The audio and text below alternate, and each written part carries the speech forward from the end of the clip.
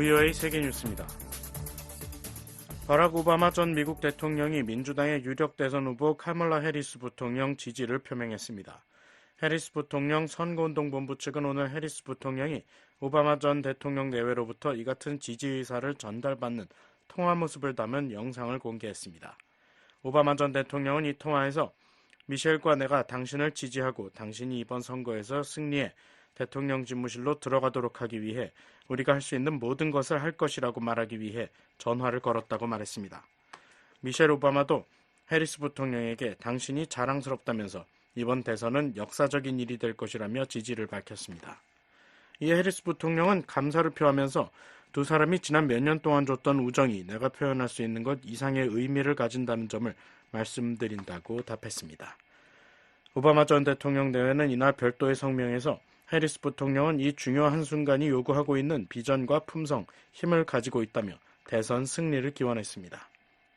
앞서 오바마 전 대통령은 지난 21일 조 바이든 대통령의 대선 후보 사퇴 이후 입장문에서 우리 당 지도부가 훌륭한 후보가 나오는 과정을 만들어낼 수 있을 것이라는데 남다른 확신을 갖고 있다며 해리스 후보를 즉각 지지하지 않았었습니다.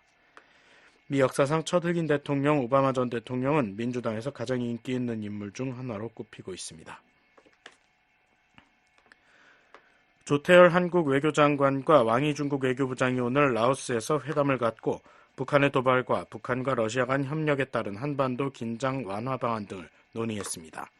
동남아시아 국가연합 아세안 외교장관 회의 참석을 위해 라오스를 방문한 조 장관은 이날 왕 부장과의 회담에서 한중 관계가 소통과 협력의 새로운 국면으로 들어섰다면서 최근 북한의 각종 도발과 러시아와의 밀착 행보로 한반도 긴장이 고조되는 가운데 양국 간 전략적 소통 강화가 그 어느 때보다 기요하다고 밝혔습니다.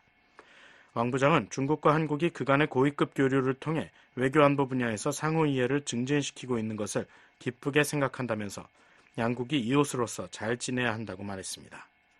왕 부장은 또 양국 간 교류와 상호 이익을 통해 한중 두 나라는 이미 때려야 뗄 수 없는 협력 동반자가 됐다면서 관계를 긍정적이고 안정적으로 발전시켜 나가자고 강조했습니다. 이번 회담은 지난 5월 조 장관의 중국 방문 이후 2개월 만에 이루어졌다고 한국 언론들은 전했습니다. 한편 왕 부장은 어제 세르게이 라브로프 러시아 외무장관과도 회담을 갖고 중국은 서로를 확고하게 지지하고 서로의 핵심 이익을 보호하기 위해 러시아와 협력할 준비가 돼 있다고 말했다고 중국 외교부가 오늘 밝혔습니다. 이에 대해 라브로프 장관은 중국과 협력해 아세안의 중심성을 지원하고 외국 세력의 방해와 간섭을 막겠다고 말했습니다. 중국과 러시아는 지난 2022년 2월 러시아가 우크라이나를 불법 침공하기 직전 상호 무제한적 파트너십을 선언한 바 있습니다. 러시아군이 밤사이 우크라이나 중북부 지역의 에너지 기반 시설에 대규모 드론 공습을 가해 단전 등의 피해가 발생했다고 우크라이나 측이 오늘 밝혔습니다. 우크라이나 국영전력회사 우크레네르고사는 이번 공격으로 크이우와 서쪽 인근 지토미르 지역 내 해당 시설이 파손되면서 지역 내 주민 6만 8천여 명이 단전 사태를 겪었다고 말했습니다. 또한 전력 복구 작업을 진행 중이지만 이날 오전 현재 3만 명가량이 아직 전기 공급을 받지 못하고 있는 상황이라고 덧붙였습니다. 이번 공격과 관련해 우크라이나 공군참모총장은 밤사이 발사된 드론 22기 중 20기가 요격됐으며 대부분의 드론은 이 두 지역과 북동부 수미, 남부 헤르손에서 격추됐다고 말했습니다.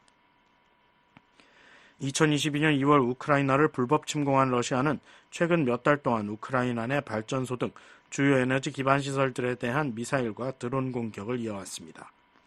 이로 인해 우크라이나 내 주거지와 산업지역 등에 대한 전기 공급이 끊이는 등 피해가 잇따랐으며 우크라이나는 유럽연합 국가들로부터 전기를 구입해서 쓰고 있다고 로이터 통신은 전했습니다. 멕시코의 마약 카르텔 두목 엘마요 잠바다와 호아킨 구스만 로페즈가 어제 미 당국에 체포됐습니다. 메릭 갈랜드 미 법무장관은 이날 성명에서 잠바다와 구스만 로페즈가 이날 텍사스주 엘파소의 한 공항에서 미 연방수사국 요원들에 의해 체포됐다고 밝혔습니다. 이들은 치명적인 펜타닐 제조와 인신매매 조직망을 포함해 마약 카르텔의 범죄 활동을 주도한 여러 혐의를 받고 있다고 갈랜드 장관은 말했습니다. 갈랜드 장관은 펜타닐은 미국이 직면한 가장 치명적인 마약 위협이라면서 근절을 촉구했습니다. VOA 세계뉴스 김시영입니다.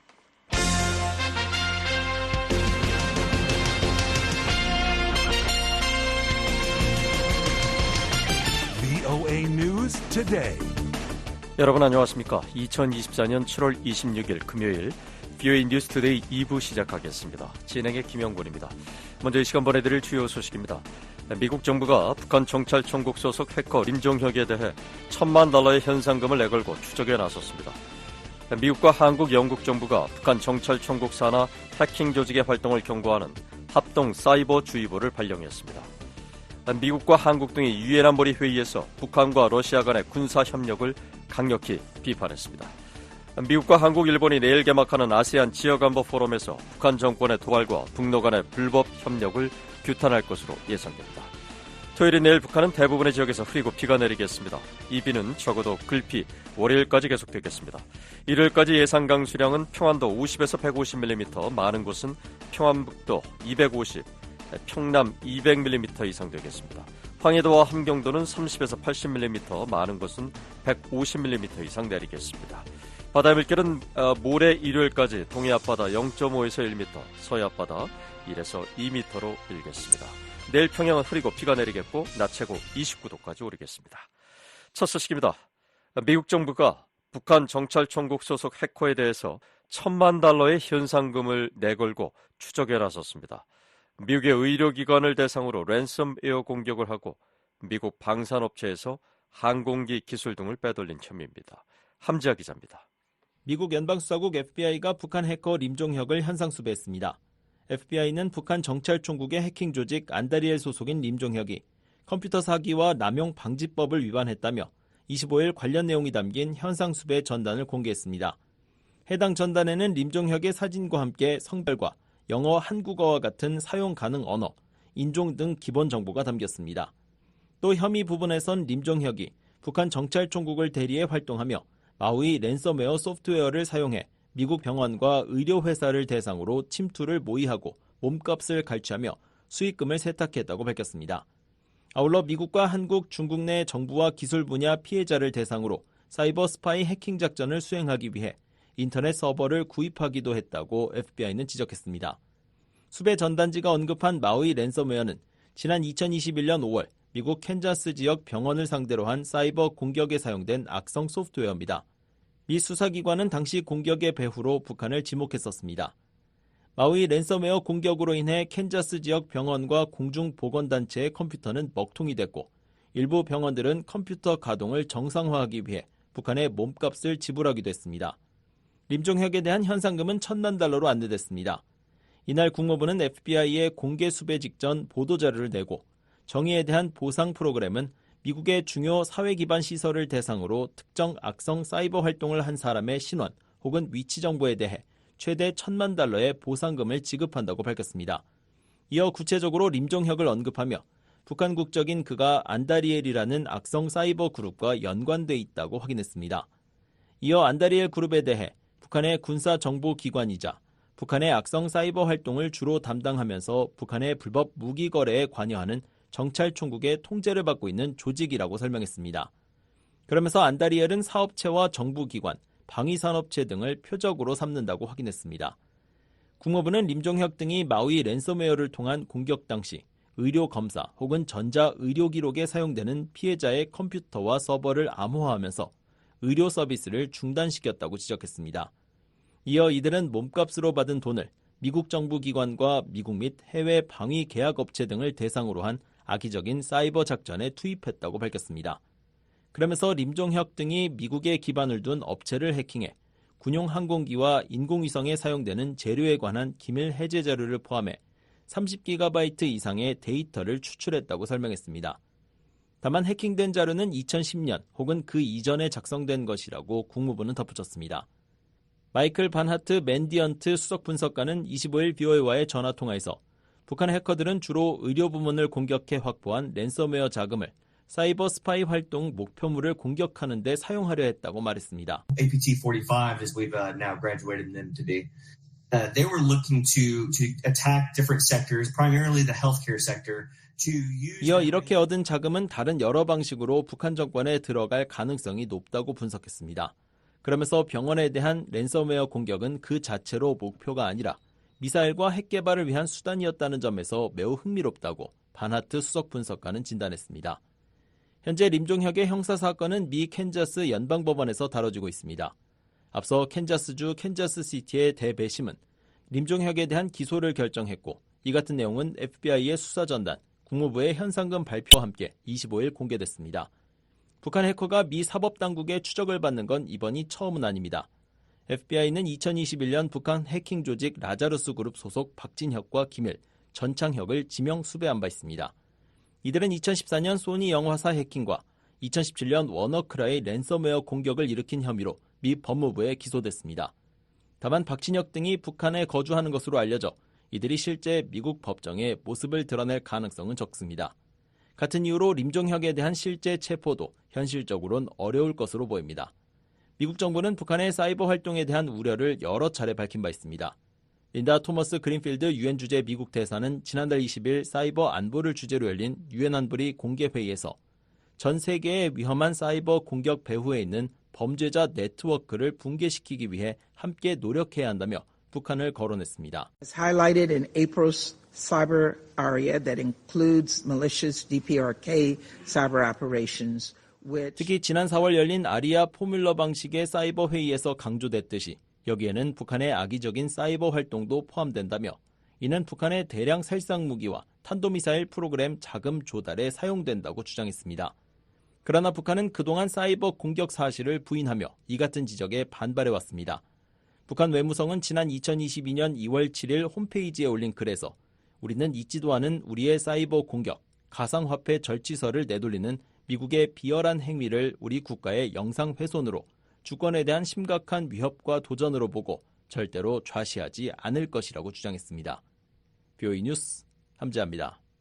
미국과 한국, 영국 정부가 북한 정찰 종국 산하 해킹 조직의 활동을 경고하는 합동 사이버 주의보를 발령했습니다. 북한 해킹 조직들이 핵과 국방기관을 해킹해 얻은 기술과 지적재산권을 자신들의 군사, 핵 프로그램 발전에 이용하고 있다고 지적했습니다. 조상진 기자입니다. 미국과 한국, 영국의 사이버 및 정보 당국들이 25일 평양과 신의주에 기반을 둔 북한 정찰총국 산하 해킹 조직의 사이버 스파이 활동을 경고하는 합동주의보를 발표했습니다. 이번 합동사이버주의보 발령에는 미 연방수사국 FBI와 국토안보부 산하 사이버 보안 및 기반시설 안보국, 사이버 국가임무단, 국방부 사이버 범죄센터, 국가안보국을 비롯해 한국 국가정보원과 경찰청, 영국 국가 사이버 보안센터 등이 참여했습니다. 미한영 3국은 이번 주의보에서 북한 정찰총국 제3국 산하 해킹 조직들이 정권의 군사 및 핵 프로그램 진전을 위한 글로벌 스파이 활동을 벌이고 있다고 지적했습니다. 특히 제3국에는 안다리엘, 오닉스 슬릿, 다크소울, 사일런트 천리마, 스톤플라이 등으로 알려진 북한 정권의 후원을 받는 주요 해킹 조직이 대거 포진해 있다고 밝혔습니다.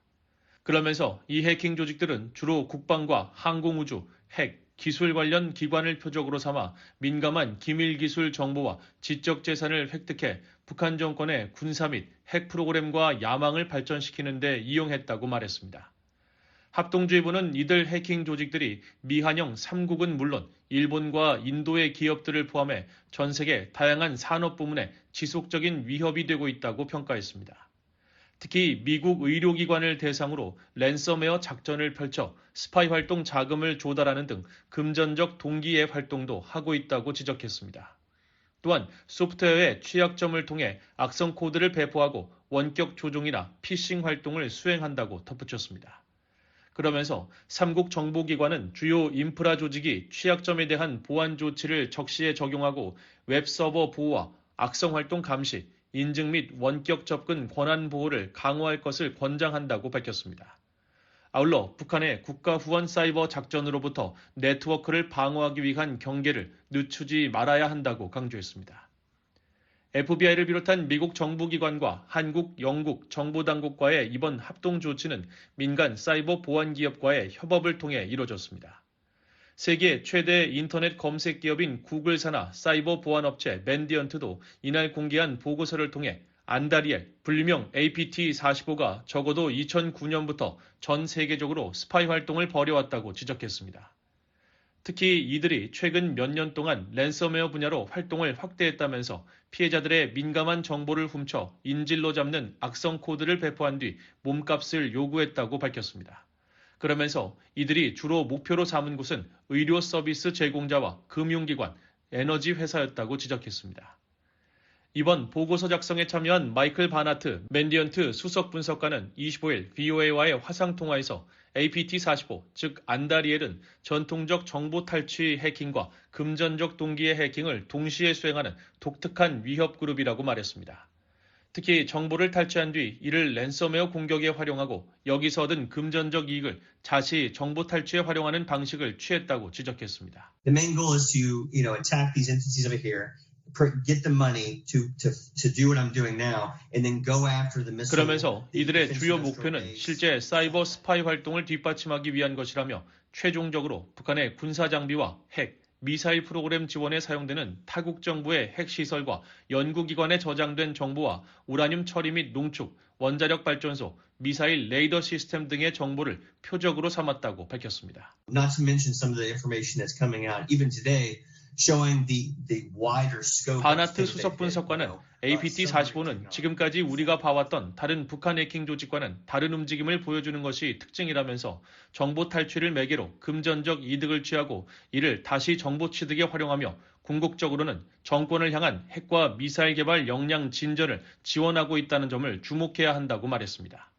그러면서 이것이 바로 미국과 한국, 영국의 정보기관들이 이 같은 활동에 주목하고 경고하는 이유이며 앞으로도 더 많은 국가기관과 민간 보안 기업이 협력해 이 같은 사이버 위협에 경종을 울려야 한다고 강조했습니다.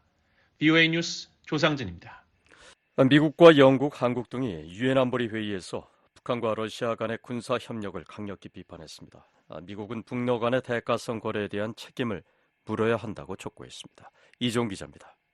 로버트 우드 주 유엔 미국 차석 대사는 25일 러시아와 북한 사이에 위험한 대가성 거래가 이뤄지고 있다고 지적했습니다. Troublingly, Moscow and Pyongyang have also signed a mutual defense treaty and elevated ties to a comprehensive strategic partnership. 우드 차석 대사는 이날 국제 평화와 안보에 대한 위협을 주제로 열린 안보리 회의에서 러시아의 우크라이나 전쟁에 대한 북한의 군사적 지원을 지적하며 우려스럽게도 6월 말 푸틴 대통령의 방북 시 모스크바와 평양이 상호 방위 조약에 서명하고 양국 관계를 포괄적 전략 동반자 관계로 격상했다면서 이같이 밝혔습니다. 이어 러시아는 북한이 푸틴 대통령의 전쟁 노력을 위해 무기를 공급하는 한 김씨 정권이 불법 탄도미사일을 계속 개발할 수 있도록 허용하면서 유엔의 감시로부터 북한을 보호한다고 말했습니다. 그러면서 이런 종류의 대가성 거래는 이 안보리 제도를 약화시킨다며 우리는 서로 책임을 묻고 국제법에 따른 의무를 준수해야 한다고 강조했습니다. 북한산 미사일이 우크라이나 전쟁에 사용된 구체적인 증거가 확인됐다는 점도 언급했습니다. The DPRK has unlawfully transferred dozens of ballistic missiles and over 15,000 containers of munitions. 우드 차석 대사는 북한은 러시아의 우크라이나 전쟁을 돕기 위해 수십 발의 탄도미사일과 군수품이 담긴 15,000개 이상의 컨테이너를 불법 이전해 우크라이나 국민의 고통을 장기화시켰다고 말했습니다. 특히 지난달 독립 싱크탱크인 분쟁궁비연구소의 한 전문가는 우크라이나를 방문해 1월 2일 하르키우를 강타한 탄도미사일의 잔해를 조사한 결과를 안보리에 설명했다고 밝혔습니다. 그러면서 러시아의 북한 탄도미사일 조달은 러시아 스스로 지지한 유엔의 대북 무기 금수 조치를 위반하는 것이라고 지적했습니다. 영국도 북한의 테러 무기 지원을 강력히 비판하면서 지원을 즉각 중단할 것을 촉구했습니다. 주 유엔 영국 대표부의 문구 우드필드 대변인은 러시아는 우크라이나에 대한 공격을 지속하기 위해 무기를 조달하는 데 점점 더 필사적이 되고 있다며 러시아는 이란으로부터 수백 대의 드론을, 북한으로부터는 상당한 양의 무기를 지원받았다고 지적했습니다. Russia has become increasingly desperate to procure weapons to sustain its attacks on Ukraine.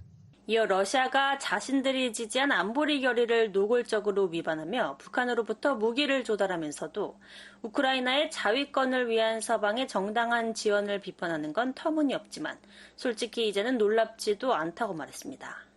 그러면서 우리는 모든 제3자가 러시아의 침략 전쟁에 대한 물질적 지원을 즉각 중단할 것을 거듭 촉구한다고 강조했습니다. 한국은 러시아와 북한의 군사협력 강화에 대한 안보리 차원의 심도 있는 논의를 촉구했습니다. 주 유엔 한국대표부의 김상진 차석대사는 안보리가 러시아의 불법 북한 무기 조달과 평양과 모스크바 간 군사협력 강화라는 우려스러운 추세를 심도 있게 다뤄야 한다며 북러 간 이런 움직임은 안보리에서 만장일치로 채택된 여러 결의를 위반하는 것이라고 강조했습니다. This council should address in depth Russia's illegal weapons procurement from the DPRK. 또 북한과 러시아의 이런 군사협력은 국제평화와 안보에 심각한 위협을 가하고 글로벌 비확산 체제를 약화시킨다고 지적했습니다. 그러면서 제네바에서 모든 핵확산 금지 조약 당사국이 비확산 체제를 강화하고 유지하기 위해 협력하고 있는 가운데 가장 많은 핵무기를 보유한 안보리의 한 상임 이사국이 세계에서 가장 심각한 핵확산 국가와 위험한 군사협력을 강화하고 있는 건 참으로 유감스러운 일이라고 말했습니다. 러시아와 북한은 국제사회가 구체적인 증거를 제시했음에도 불구하고 양국 간 무기거래 사실을 부인하고 있습니다. 한편 러시아는 이날 회의에서 서방이 러시아에 대한 전쟁을 준비하기 위해 우크라이나를 이용하고 있다는 근거 없는 주장을 이어갔습니다. The U.S. began its crusade against Russia immediately after the collapse of the USSR. 바실리 네벤자 유엔 주재 러시아 대사는 미국은 소련 붕괴 직후부터 러시아에 대한 운동을 시작하면서 선의의 연설과 호소를 통해 그들의 행동을 은폐했다고 주장했습니다. VOA 뉴스 이존입니다. 미 한일과 북중러 그리고 아세안 회원국 외교수장들이 모이는 아세안 지역 안보 포럼이 내일 열립니다. 미국과 한국, 일본은 북한 정권의 도발과 북러 간의 불법 협력을 규탄할 것으로 예상됩니다. 서울에서 김한영 기자입니다. 남북한과 한반도 주변 강국인 미일 중러 그리고 아세안 10개 국가 등이 한자리에 모이는 국제회의가 26일 라오스 비엔티안에서 개막했습니다. 한국 외교부에 따르면 26일부터 28일까지 아세안 외교장관회의, 동아시아 정상회의, 아세안 지역안보 포럼 등이 연이어 개최됩니다. 참가국 외교장관들은 남중국해 영유권 분쟁과 우크라이나 전쟁, 북한 도발에 대한 규탄 등 영내 현안을 논의할 전망입니다. 한국은 미국, 일본과 함께 북한 문제를 본격 제기할 방침입니다. 한국 측 수석 대표인 조태열 외교장관은 특히 27일 열리는 한중일 3국과 아세안이 참여하는 아세안 플러스 3 외교장관 회의와 ARF 등에서 북한 핵미사일 고도화, 오물풍선 도발, 북러 간 불법적인 군사협력 등을 규탄할 계획입니다. 조 장관은 25일 라오스에 도착해 취재진과 만나 이번 회의 목표로 북한 비핵화에 대한 분명한 입장을 밝히면서 북한의 불법적 도발 행위와 러북 간 밀착, 불법적 군사협력 중단을 촉구할 예정이라고 말했습니다. 한국 정부 산하 국책연구기관인 통일연구원 홍민 박사입니다. 최근에 북한이 오물풍선을 보낸다든가 핵미사일 관련해서 새로운 무기들을 계속 등장시킨다든가 이런 부분에 대해서 우려를 표명하고 그걸 계속 환기시켜주는 역할, 이런 것들이 주요하다고 봐야겠죠. ARF 등 이번 아세안 회의엔 토니 블링컨 미국 국무장관, 가미카와 요코 일본 외무상, 왕이 중국 공산당 중앙외사 판공실 주임 겸 외교부장, 세르게이 라브로프 러시아 외무장관 등 주요국 외교수장이 총 출동합니다. 특히 ARF는 북한이 유일하게 참여하는 영내 다자안보 협의체로 한국과 미일 중러 등 한반도 주변국들이 모두 참석합니다. 회의가 끝난 뒤 발표되는 의장 성명에 북한 도발과 북러 군사협력 등을 경계하는 메시지를 담으려는 한국 입장이 반영될지 주목됩니다. 조태열 장관은 관련 협의가 진행 중이고 문안이 조율 중이라 예단하고 싶지 않다면서 우리의 분명한 입장을 아세안 국가들의 외교 채널을 통해 열심히 설명하고 있다고 강조했습니다. 이번 ARF에 최선희 북한 외무상의 참석 가능성은 낮아 보입니다. 북한은 2000년 ARF에 가입한 이후 외무상이 주로 참석하다가 2019년 북미 정상회담 결렬 이후 대사급이 참석했습니다. 최 외무상은 현재 평양을 방문 중인 막심 리젠코프 벨라루스 외교장관과 만남을 하고 있는 만큼 리영철 라오스 주재 북한 대사가 참석할 것이라는 관측입니다. 전문가들은 최 외무상의 불참은 국제사회 대북 제재 속에서 미북 관계가 여전히 냉랭한 데다 러시아와의 밀착, 복합 도발로 인한 한반도 긴장 고조 등으로 북한에 대한 국제 여론이 우호적이지 않다고 스스로 판단한 때문으로 보고 있습니다. 경남대 극동문제연구소 이물출 교수입니다. ARF에서 구체적인 어떤 실리를 기대할 수도 없고 오히려 러시아와의 군사 밀착을 통한 비난의 대상이 될 가능성이 굉장히 높다 보니까 아무래도 좀 로우키로 접근할 가능성이 있다 이렇게 이제 전망할 수 있는 거죠.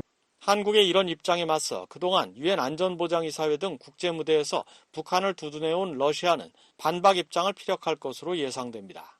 북한은 자국의 우호적인 국가들이 섞여 있는 ARF 무대에서 미얀 동맹과 미얀일의 한반도 일대에서의 전력 강화, 군사훈련 증가 등을 지역 안정을 위협하는 요인이라고 비난할 것으로 예상됩니다. ARF에선 한반도 문제 이외에도 중국과 동남아 각국이 대립하는 남중국해 영유권 분쟁과 우크라이나 전쟁, 미얀마 내전, 중동 문제 등이 주요 쟁점이 될 전망입니다. 고유한 동국대 명예교수는 중국의 남중국해에 대한 영향력을 확대하려는 움직임에 맞선 미국 측의 적극적인 대응이 예상된다고 말했습니다. 독자적으로 개별 국가들이 중국의 팽창에 맞설 수는 없거든. 그런 부분에서 결국 미국에 의존할 수밖에 없는 상황에서 미국도 나름 미중 전략 경쟁 구도 속에 아세안 지역 국가들을 가급적 미국에 가깝게 오도록 여러 가지 노력을 하겠죠. 최근 중국과 남중국해 영유권 분쟁을 벌이고 있는 필리핀은 아세안 해안경비대 포럼 창설을 제안할 것으로 알려졌습니다. 통일연구원 박형중 박사는 중국은 남중국해 문제가 이슈화되는 것을 원치 않을 것이라며 경제적 영향력을 앞세워 중국과 아세안 국가들과의 협력 필요성을 강조할 것으로 내다봤습니다. 중국은 경제적인 협력과 교류를 강조하면서 그런 연고가 중국에 비해서 굉장히 얕은 미국을 견제하려고 할 거라고 생각이 됩니다. 한편 조태열 장관과 왕이 부장은 26일 라오스 비엔티안 국립컨벤션센터에서 열린 아세안 관련 외교장관 회의를 계기로 한중 외교장관 회담을 가졌습니다. 지난 5월 조 장관의 방중 이후 약 2달 만에 가진 이번 외교장관 회담은 특히 북러가 지난달 정상회담을 통해 동맹 수준의 새 조약을 체결하는 등 빠르게 밀착하는 가운데 열린 겁니다. 조 장관은 회담 모두 발언에서 최근 북한의 복합적인 도발과 러북 밀착으로 한반도 긴장이 고조되는 상황이라며 양국 간 전략적 소통 강화가 그 어느 때보다 기묘하다고 강조했습니다. 왕 부장은 중한이 그간의 고위급 교류를 통해 외교안보 분야에서 상호 이해를 증진시키고 있음을 기쁘게 생각한다며 중한 각 분야 교류가 밀접하고 이익도 깊이 있게 융합돼 있으며 이미 때려야 뗄 수 없는 협력 동반자가 됐다고 말했습니다. 왕 부장은 중국의 한반도 정책에 변함이 없으며 한반도 문제 해결을 위해 건설적 역할을 해나갈 것임을 재확인했습니다. 왕 부장은 그러나 북러 협력에 대한 구체적인 입장을 표명하는 데는 조심스러운 반응을 보인 것으로 알려졌습니다. 서울에서 VOA 뉴스 김환용입니다. 북한이 핵과 탄도미사일 개발을 계속하는 등 여전히 미국에 대한 중대한 위협 가운데 하나로 남아있다고 미국의 합참 의장이 말했습니다. 국방장관은 미한일 3국 협력의 중요성을 강조했습니다. 안준호 기자입니다. 찰스 브라운 미국 합참의장은 25일 우리의 국방 전략은 5가지 주요 도전 과제를 제시한다면서 그중 하나로 중국, 러시아, 이란, 극단주의자의 위협과 함께 북한의 위협을 꼽았습니다. 브라운 합참의장은 이날 국방부 청사에서 로이드 오스틴 국방장관과 함께 가진 기자회견에서 이 5가지 도전은 모두 현재 진행 중이며 점점 더 상호 연결되고 있다고 지적했습니다. 그러면서 북한은 여전히 중대한 위협으로 남아있다면서 북한은 핵무기와 탄도미사일 개발을 계속하고 있다고 말했습니다. 브라운 합참의장은 중국은 경제적 강압, 군사력 증강, 기술 발전을 통해 미국과 동맹국의 이익에 도전하며 국제질서를 훼손하고 있고 러시아는 우크라이나 전쟁으로 침략을 계속하고 있다고 지적했습니다. 또 이란은 중동 전역에서 악의적이고 불안정한 활동을 지속하고 있고 폭력적인 극단주의자들은 통치되지 않는 공간과 취약한 국가들을 악용해 계속해서 영내와 세계 안정을 위협하고 있다고 말했습니다. 이어 이처럼 점점 더 상호 연결된 위협은 국제사회의 조율되고 전략적인 대응을 요구한다며 중요한 것은 우리가 미국과 동맹, 파트너의 모든 강점과 역량을 활용해야 한다는 것이라고 말했습니다. Our national defense strategy lays out 5 key challenges. People's Republic of China, Russia, Iran, North Korea, and violent extremists. 브라운 합참의장은 최근 워싱턴 DC에서 북대서양 조약기구 나토 창설 75주년을 기념해 나토 정상회의가 개최된 사실을 언급하며 일본, 한국, 호주, 뉴질랜드의 지도자들도 참석해 우리의 집단 안보가 한 지역이나 한 대륙에 국한되지 않는다는 것을 보여줬다고 강조했습니다. 이어 한 지역의 안보는 다른 지역의 안보에 기여한다면서 지난주 인도 태평양 지역의 주요 지도자들을 만나고 다자 관계를 강화하기 위해 필리핀과 일본을 방문했다고 전했습니다. 그러면서 도쿄에서 역사적인 미한일 3국 합참의장 회담을 개최했다면서 이는 동북아에서는 처음이었다고 설명했습니다. 또 이러한 동맹과의 협력은 인도 태평양의 안정을 유지하고 중국의 영향력 확대에 대응하는 데 매우 중요하다고 강조했습니다. We held an historic meeting of chiefs of defense of the Republic of Korea and Japan in Tokyo for the first ever tri-chart meeting in Northeast Asia. 미한일 3국 합참의장은 지난 18일 일본 도쿄에서 회의를 열고 올해 처음 실시한 다영역 훈련인 프리덤 엣지 훈련을 확대하기로 합의했습니다. 브라운 합참의장과 김명수 한국 합참의장, 요시다 요시히데 일본 자위대 통합막료장은 미한일 합참의장 회의를 마친 뒤 발표한 공동 보도문에서 3국이 상호 운용성 강화를 위해 올해 처음 다영역 훈련인 프리덤 엣지 훈련을 실시했다면서 프리덤 엣지 훈련을 확대하기로 하고 3국이 협력해 영내 평화와 안정, 억제를 위한 공동 비전을 발전시켜 나가기로 했다고 밝힌 바 있습니다. 오스틴 국방장관도 이날 기자회견에서 미한일 3국 간의 협력을 강조했습니다. 오스틴 장관은 우리는 한국과 그 어느 때보다 긴밀히 협력해 왔다면서 사상 최초로 도쿄에서 역사적인 미한일 3국 국방장관 회담을 갖게 된 것을 자랑스럽게 생각한다고 말했습니다. 이어 이 모든 것은 인도 태평양에서의 새로운 융합을 강조한 것이라며 우리는 양자 간 동맹을 강화하는 데 그치지 않고 자유롭고 개방적이며 안전한 인도 태평양이라는 공동의 비전을 중심으로 영내 파트너들이 전례 없이 단합하는 것을 목격하고 있다고 말했습니다. We've also worked more closely than ever with the Republic of Korea. And I'm proud that Minister Kihara and I will sit down in Tokyo with Minister Shin. 오는 28일 도쿄 일본 방위성에서 오스틴 국방장관과 기하라 미노루 일본 방위상, 신원식 한국 국방장관이 참석하는 미한일 3국 국방장관 회의가 열릴 예정입니다. 지금까지 3국 국방장관이 싱가포르 샹그릴라 대화 등 국제회의를 계기로 한자리에 모인 적은 종종 있었지만 3국 중 한 국가에서 만나기는 이번이 처음입니다. 3국 장관들은 북한의 핵미사일 위협과 대응 방안, 3국 간 안보협력 강화와 제도화 방안 등을 협의할 계획인 것으로 알려졌습니다. 브루스 베넷 랜드 연구소 선임 연구원은 미국이 직면한 도전 과제들이 상호 연관돼 있다는 브라운 합참의장의 발언과 관련해 중대한 위기가 발생할 경우 한 국가가 어떤 행동을 취하면 다른 국가들이 미국의 역량을 한계점까지 끌어올리기 위해 문제를 일으키려 할 가능성이 충분히 있다고 말했습니다. And should a major crisis occur, it is entirely possible that one country taking an action. 예를 들어 중국이 타이완을 침공하기로 결정했다면 단독으로 침공하기보다는 동시에 러시아가 발트해 연안 국가들을 침공하고 북한이 한국을 공격하고 이란이 중동에서 문제를 일으키는 것이 중국 입장으로서는 더 좋을 것이란 설명입니다. 이런 일들이 모두 한꺼번에 벌어진다면 미국과 유럽은 물론 아시아 국가들의 국방력도 한계에 이를 것이고 이는 잠재적으로 심각한 위협이 될 수 있다는 겁니다. 베넷 선임 연구원은 대개 북한이 단독으로 한국을 공격하는 것은 미국이 감당하기 어려운 일이 아니라고 생각하지만 많은 일이 동시다발적으로 벌어지면 미국이 우크라이나에 충분한 포탄을 제공하지 못해 어려움을 겪고 있는 것처럼 방어가 어려워질 것이라며 그렇기 때문에 동맹과 파트너와의 협력 강화가 중요하다고 말했습니다. BOA 뉴스 안준호입니다.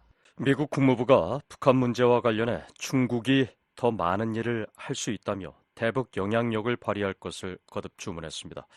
중국의 안보리 결의에 따른 의무를 준수할 것도 촉구했습니다. 이종훈 기자입니다. 미 국무부는 24일 미국은 중국과의 직접적 관여 등을 통해 중국이 북한의 불법적인 대량 살상 무기 프로그램에 대응하는데 생산적인 역할을 할 수 있다면 환영한다는 입장을 분명히 했다고 밝혔습니다. 국무부 대변인은 이날 중국이 최근 한국과의 외교차 간 전략 대화에서 한반도 정세 안정을 위해 한국 등 당사국들이 건설적 역할을 해야 한다고 밝힌 데 대한 VOA의 논평 요청에 이같이 답했습니다. 이어 우리는 중국이 자신들이 찬성 투표한 유엔 안보리 결의에 따른 의무를 이행할 것을 촉구한다고 말했습니다. 또 중국이 영향력을 행사해 북한이 불안정한 행동을 자제하고 협상 테이블로 복귀하도록 독려할 것을 촉구한다고 덧붙였습니다. 그러면서 중국은 중국 영해에서 북한의 제재 회피 노력에 맞서고 중국 영토에서 수입을 올리는 북한 노동자를 송환하며 조달 네트워크를 차단하기 위해 더 많은 일을 할 수 있다고 강조했습니다. VOA는 워싱턴 주재 중국 대사관에 국무부 대변인의 이번 발언에 대한 논평을 요청하고 답변을 기다리고 있습니다. 앞서 마자오시 중국 외교부 상무부부장은 이날 서울에서 한국의 김홍균 외교부 제1차관과 제10차 외교차관 전략대화를 가졌습니다. 한중 외교차관 전략대화는 2021년 12월 화상 형식으로 열린 지 약 2년 7개월 만에 열렸습니다.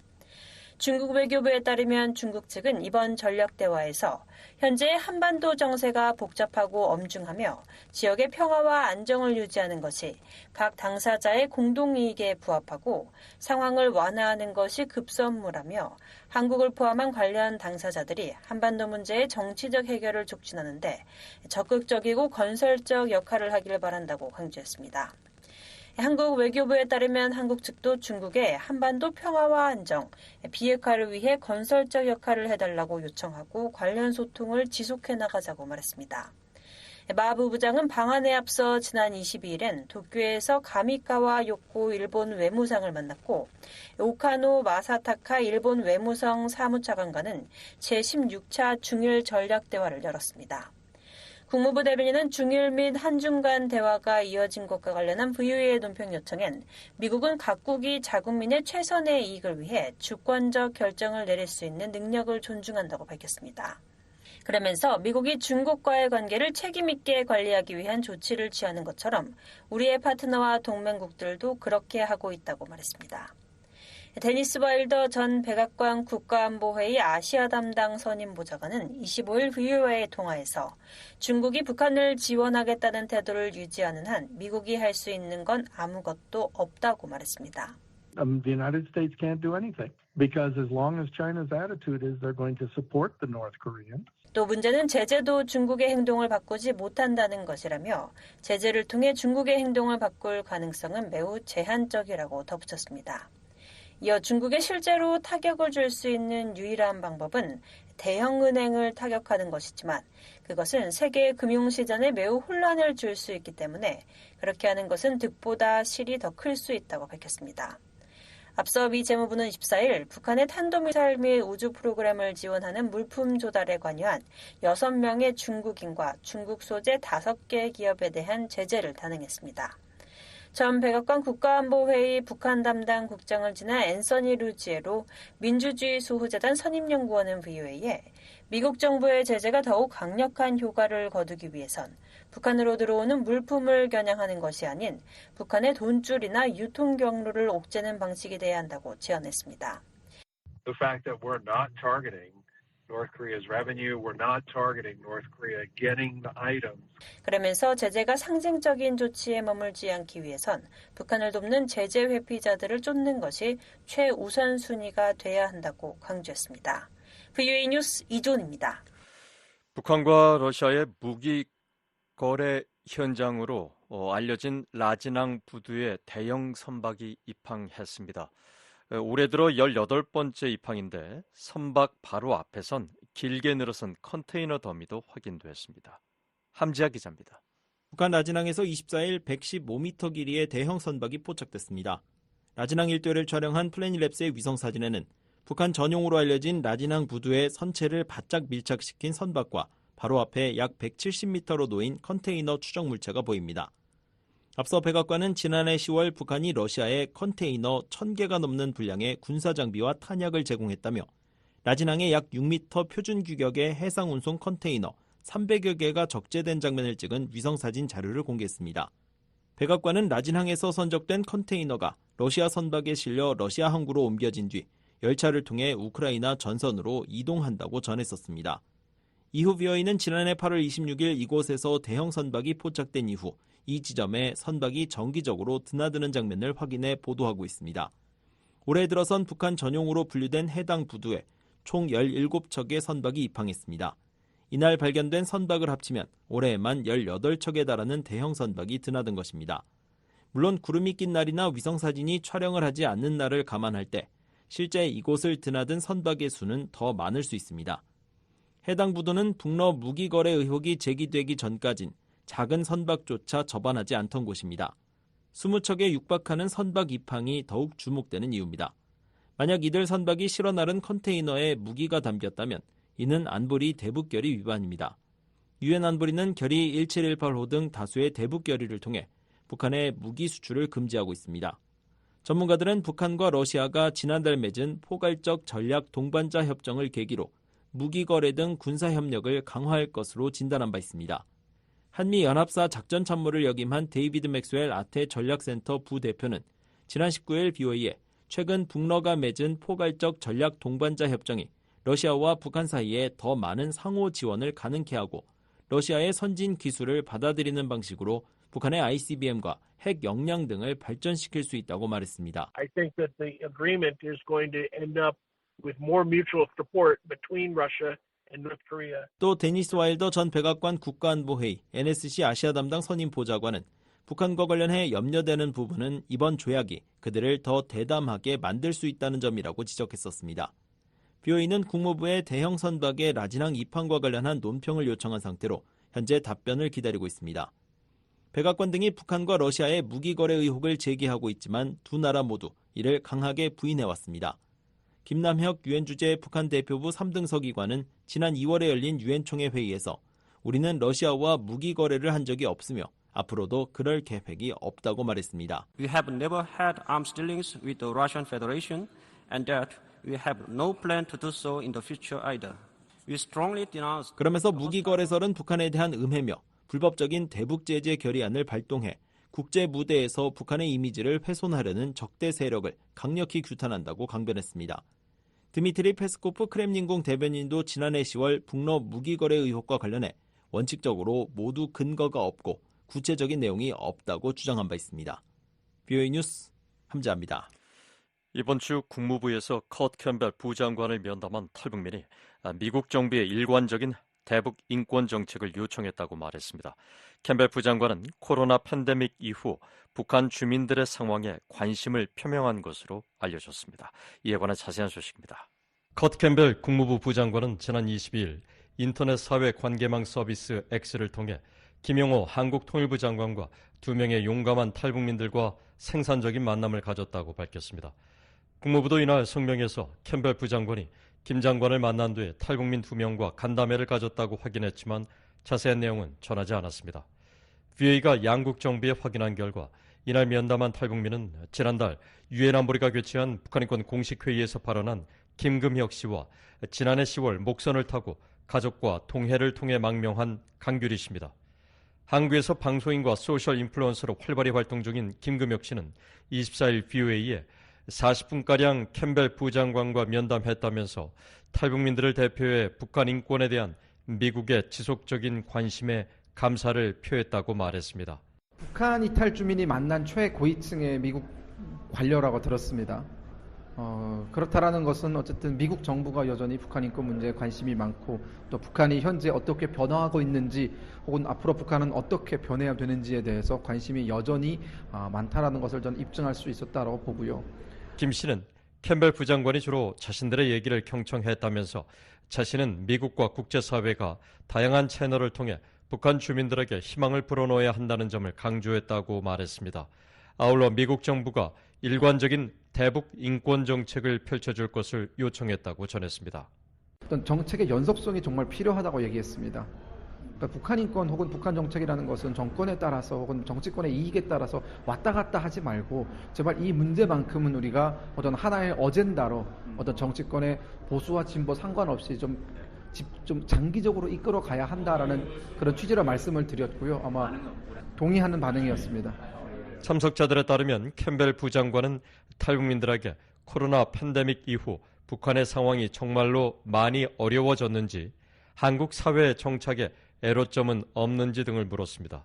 강규리 씨는 이에 대해 당국의 밀수와 장마당 압박으로 주민들의 삶이 더 악화하고 3대 악법 시행 이후 주변에서 한국 영화와 드라마를 시청 배포했다는 이유로 총살이 빈번해졌다고 증언한 것으로 알려졌습니다.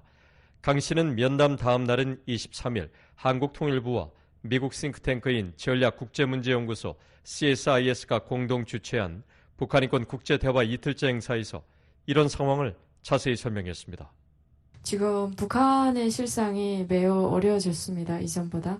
코로나 3년 기간에 급격히 타격이 심해서 이제 밀수도 차단하고 국경 봉쇄를 강화하다 보니까 그러니까 물가가 막 10배로 오르고 또 정부에서는 국가가 이제 개인이 장사를 하지 못하게 지시를 떨궜습니다. 그러다 보니까 사람들이 진짜 죽을 먹는 사람들이 대부분이고 또 진짜 어려워서 앞날이 힘들어서 막 자살하는 사람들도 엄청 많이 생기고 있습니다. 강 씨는 특히 사람을 살인해도 총살하지 않는데 한국 드라마를 시청했다는 이유로 총살이 빈번하게 이루어지고 있다고 증언했습니다. 드라마 이제 한국 드라마 시청하기만 해도 총살하고 우리는 살인을 해도 총살은 안 하거든요. 이전에는 안 그랬어요. 그 드라마를 보면 그냥 막 무기징역이 최고였는데 지금은 그냥 시청만 해도 사형. 그래서 우리가 왜 사형하는 거예요? 그랬더니 이제는 교양 단계는 지났다고 얘기를 하거든요. 교양 단계는 지났으니까 너희들에는 이제 반역죄로 죽여야 된다. 네, 추해선이 되겠네요. 네, 그래서 우리 청년들은 좀 약간 어처구니 없고 좀 오바를 하고 있구나, 이 정부가. 김금혁 씨는 이런 이유 등으로 탈북 청년들이 최근 북한 주민들의 존엄, 희망, 자유를 위한 워싱턴 선언을 발표했다고 말했습니다. 그러면서 북한 주민들에게 희망을 불어넣기 위해서 적극 목소리를 낼 것이라고 강조했습니다. 앞으로 우리가 청년 세대가 중심이 되어서 이끌어갈 북한 인권 운동은 가장 첫 번째 희망을 주는 겁니다. 우리가 해낼 수 있다라는 희망, 그리고 우리 손으로 북한의 미래를 바꿀 수 있다라는 희망을 꾸준히 전파하는 게 중요하다고 생각이 들고요. 또 희망만 있으면 결국은 또 아무것도 바뀌는 게 없다라는 생각이 들어서 희망을 토대로 우리가 현실적인 변화를 만들어낼 수 있는 노력도 함께 하는 것이 매우 중요하고 분명 변화를 가져올 것이라고 확신드릴 수 있습니다. 줄리 터너 국무부 북한인권 특사는 앞서 VOA에 탈북민의 역량 강화의 중요성을 강조하면서 북한 주민들도 우리 모두가 매일 누리고 있는 권리와 자유를 보장받을 때 진정한 잠재력을 발휘할 수 있다고 강조했었습니다. 북한 당국은 탈북민을 조국에서 범죄를 저지르고 가족을 버리고 탈북한 인간 쓰레기란 막말을 반복하고 있습니다. 다음 소식입니다. 북한의 반복적인 오물풍선 살포와 대북 확성기 방송 재개 등 한국의 대응 조치로 한반도 긴장이 고조되고 있는 가운데 미국의 전문가들은 북한 인권 개선을 위해 정보 유입 활동을 지속해야 한다고 제언했습니다. 일각에선 대북 정보 유입의 필요성과 접경 지역 한국 국민의 안전에 대한 우려 사이에서 균형점을 찾는 신중한 접근이 필요하다는 지적도 나옵니다. 안준호 기자입니다. 조셉 디트라니 전 북핵 육자회담 미국 차석 대표는 24일 북한의 오물풍선 살포로 촉발된 한반도 긴장 고조와 관련해 안전에 대한 정당한 우려를 이해한다고 말했습니다. 하지만 가장 중요한 것은 북한 주민들에게 전 세계와 북한에서 무슨 일이 일어나고 있는지 알리는 것이고 그것은 반드시 해야 할 일이라고 말했습니다. I understand the security concerns and the justifiable concerns, but I think there also is a paramount issue here, and that's also informing the people of North Korea. 디트라니 전 차석 대표는 안보 우려는 이해하지만 현재로서는 북한에 진실한 정보를 들여보내는 것이 더 중요한 만큼 북한에 진실한 정보를 전달하기 위해 계속 노력해야 한다고 말했습니다. 북한이 24일 또다시 오물풍선을 남쪽으로 날려보냈습니다. 올 들어서만 10번째로 지난 21일 이후 4월 만입니다. 일부 오물풍선은 서울 용산 한국 대통령실 청사 경내와 국회 안에도 떨어졌습니다. 북한은 탈북민 단체 등의 대북전단 살포에 반발해 지난 5월 28일부터 오물풍선을 살포하고 있습니다. 한국 군 당국은 북한의 오물풍선 살포에 대응해 지난 18일부터 전방 지역에서 부분적으로 대남 확성기 방송을 재개했습니다. 그러다 지난 21일 오전 북한이 다시 오물풍선을 띄워보내자 전면 가동으로 전환했습니다. 시드니 사일러 전 백악관 국가안보회의 NSC 한반도 국장은 이날 BOA와의 전화통화에서 북한이 대북 확성기 방송에 반발해 실제로 도발할 가능성이 있다며 북한은 지난 2015년 8월에도 대북 확성기 방송에 대해 민감하게 반응한 바 있다고 말했습니다. 앞서 지난 2015년 8월 북한의 목함질의 도발에 맞서 한국군이 대북 확성기 방송을 전면 시행하자 북한은 경기도 연천 서부전선에 포격을 가한 바 있습니다. 사일러 전 국장은 북한이 어떤 식으로든 대북 확성기 방송에 보복할 것이라는 생각은 확실히 합리적인 예상이라며 현재로서는 북한이 상황을 그렇게까지 확대할 필요가 없다고 보지만 북한으로서는 분명히 대북 확성기 방송에 대응할 필요성을 느낄 것이고 GPS 교란과 사이버 공격 가능성도 있다고 말했습니다. 한국의 일부 시민단체와 접경지역 주민들은 24일 경기도 파주시 오두산 통일전망대에서 기자회견을 열고 남북 간 충돌 위기 가능성을 높이는 대북 확성기 방송과 대북 전단 살포를 중단하라고 주장했습니다. 사일러 전 국장은 그러나 북한 인권 개선을 위한 정보 유입 필요성과 안보 위협 우려가 반드시 상호 배타적이지는 않다면서 미국은 정보 유입이 기본적인 인권과 표현의 자유란 입장을 분명히 밝혔다면서 북한의 이런 위협에 겁먹지 말고 확고한 입장을 유지해야 한다고 말했습니다. 그러면서 북한 인권 개선을 위해 대북 전단과 확성기 방송을 계속해야 한다는 탈북민들의 주장에 동의한다고 말했습니다. These are defectors who understand the North Korean system and know the vulnerabilities of that system to free and open and objective information from the outside. 이성윤 우드로 윌슨 센터 연구원은 이날 BOA와의 전화통화에서 한국 민간인들이 약품이나 치약 등 일상용품을 담아 보내는 풍선과 북한의 오물 풍선은 비교 자체가 되지 않는다고 말했습니다. 이어 북한이 오물 풍선을 보내는 이유는 남남 갈등을 일으켜 대북 전단이나 대북 확성기 방송 등 북한으로의 정보 유입을 차단하려는 것이라고 말했습니다. 또 접경지역 주민들의 불안은 이해할 수 있지만 북한이 대북 전단 원점에 대한 포격 등 도발을 해올 경우 한국도 무력 대응을 해야 한다면서 북한에 강력한 메시지를 전해야 한다고 강조했습니다. 이것도 하나의 심리전, 협박이라고 생각합니다. 북한도 잘 압니다. 북한이 지금 전쟁을 일으키면은 자기들한테도 그렇게 이로울 게 없다는 것을 다 알고 있습니다. 워싱턴의 북한인권단체인 북한인권위원회 HRNK의 그레그 스칼라투 사무총장은 더 많은 풍선과 정보를 보내는 것이 해결책이라고 주장했습니다. 이어 한국은 두려워할 것이 없다면서 북한 정권은 어떤 종류의 군사적 도발에 대해서도 대가를 치를 것이란 것을 알고 있기 때문에 한국이 이에 대해 소심해져서는 안 된다고 말했습니다. 그러면서 한국 정부와 국민은 북한의 형제 자매들에게 계속 정보를 보내야 한다고 강조했습니다. There's nothing to fear. The North Korean regime knows that it will pay a high price for any kind of military provocation. 그러면서 북한 주민들은 외부 세계의 이야기, 특히 자유롭고 번영하는 민주경제 강국인 한국을 이해해야 한다면서 북한 주민들은 자신들의 인권 상황을 이해해야 하고 자신들의 헌법이 부여한 인권이 보장되지 않고 있다는 사실을 알아야 한다고 덧붙였습니다. 익명을 요구한 한 북한 전문가는 이날 BOA와의 전화통화에서 탈북민이나 인권단체들과 토론하면 북한 주민들이 대북 전단을 받아보고 배워서 어떻게든 북한을 변화시키고 정권을 전복시키거나 다른 형태의 북한을 만들 수 있을 거란 얘기를 듣지만 그런 일은 일어나지 않을 것이라고 말했습니다. 북한은 도처에 감시의 눈초리가 있고 주민들은 전단을 갖고 있다가 적발되면 어떤 처벌을 받을지 알고 있기 때문에 전단을 보지도 않고 당국에 신고한다는 겁니다. 그렇기 때문에 대북 전단은 오히려 북한 주민들을 위험에 빠뜨릴 위험이 있고 한반도에 의도치 않은 긴장을 고조시킬 우려가 있다고 말했습니다. 로버트 랩슨 전 주한미국 대사대리는 이날 BOA에 대북 전단 풍선과 북한의 오물 풍선으로 빚어진 남북 간 갈등과 관련해 윤석열 정부가 북한에 대한 맞대응 정책을 완강하게 고수할지 아니면 위험 관리와 긴장 완화를 위해 조정할지 딜레마에 빠져 있다면서 이런 조정엔 대북 확성기 방송과 탈북 활동가들이 펼치는 대북 전단 살포 캠페인 중단이 포함될 수 있다고 말했습니다.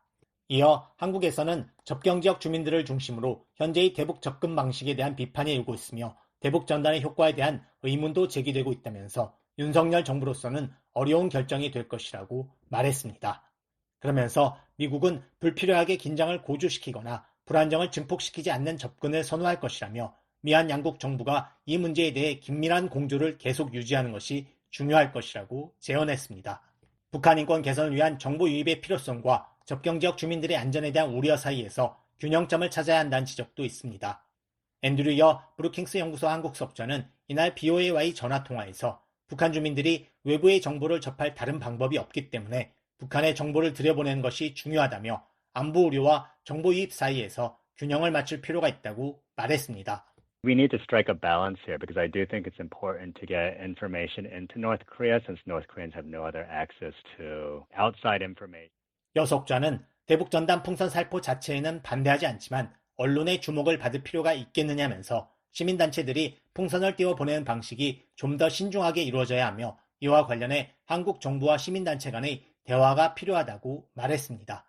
여석좌는 지속적인 대북정보 유입이 중요하지만 접경지역 인근 주민들의 안전도 중요한 만큼 대북전단 살포가 좀 더 신중하게 이루어질 수 있도록 시민단체와 정부가 대화를 통해 살포 시기와 방법 등을 담은 가이드라인을 설정하는 등의 균형점을 찾아야 한다고 제언했습니다. BOA 뉴스 안준호입니다. 지금까지 BOA 뉴스투데이 2부를 함께 하셨습니다. 잠시 후엔 역사 속 오늘 세계의 뉴스에 이어서 여기는 워싱턴입니다가 방송됩니다. 이 시간은 지구촌 오늘과 아메리카 나우 6.25 한국전쟁 관련 특별 방송을 보내드립니다. 여러분의 많은 애청 바랍니다.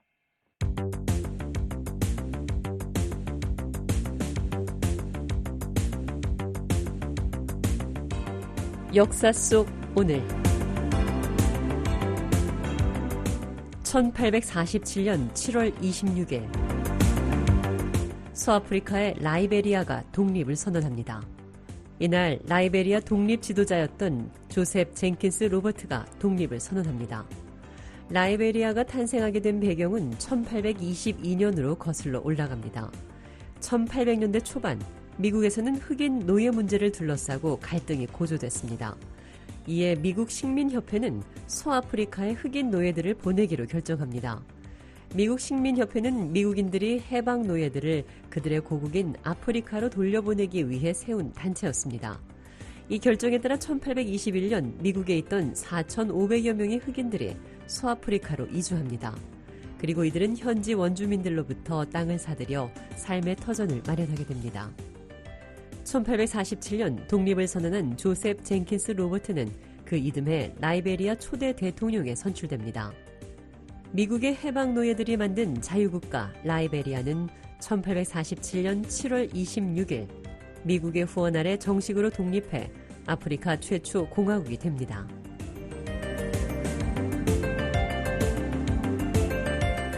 (1952년 7월 26일)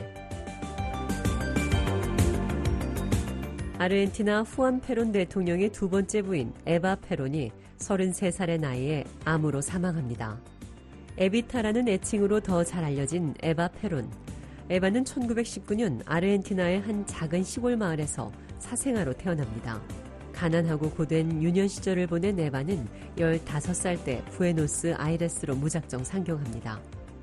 그리고 1945년 첫 번째 부인을 잃고 독신으로 살던 후안 페론과 결혼합니다. 당시 여배우로도 유명했던 에바 페론은 1946년 후안 페론이 대통령에 당선되자 노동자와 고아, 빈민들을 후원하는 등 사회복지 향상에 힘쓰게 됩니다. 에바 페론의 적극적인 활동으로 아르헨티나에서는 1950년 여성이 투표권을 획득하기도 했습니다. 하지만 에바 페론은 암에 걸려 항암 치료를 받던 중 결국 1952년 7월 26일 33살의 젊은 나이에 삶을 마감합니다. 에바 페론의 짧지만 극적인 삶은 지금까지도 뮤지컬과 영화, 연극의 소재가 되고 있습니다.